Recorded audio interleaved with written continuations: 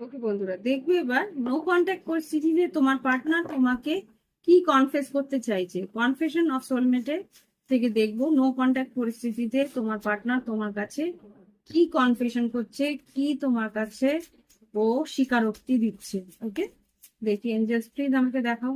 ওকে, regret, wait, আর আরেকটা দাও, wait,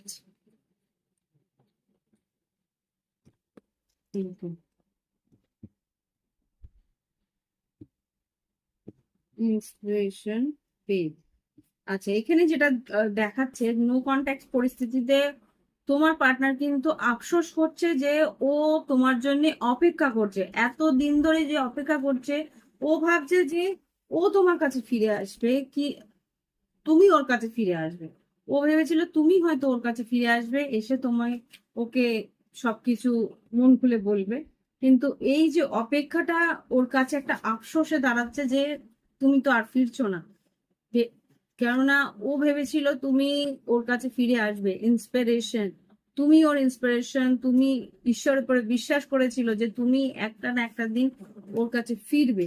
কিন্তু যেটা ও দেখতে পাচ্ছে ডিভাইন গাইডেন্স সিন্স অ্যাকচুয়ালি ও কিন্তু তোমার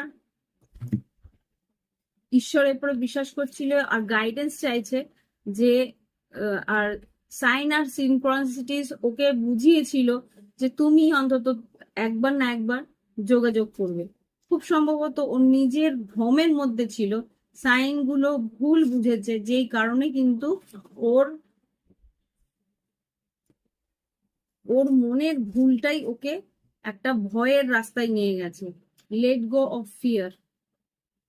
ও ভয় পাচ্ছে তোমার কাছে আসতে, সেই জন্যই কিন্তু একটা ভুল ধারণা নিয়ে অপেক্ষা করছে যে তুমি হয়তো ওর কাছে ফিরবে। ওকে, তো এই হচ্ছে রিডিং। ভালো লাগলে অবশ্যই লাইক দিও, আর যদি মনে হয় গাইডেন্স নেবে, ভিডিও ডেসক্রিপশন বক্সে হোয়াটসঅ্যাপ নাম্বার রইলো, বা এই চ্যানেলের ডেসক্রিপশন বক্সে হোয়াটসঅ্যাপ নাম্বার আছে, যোগাযোগ করো।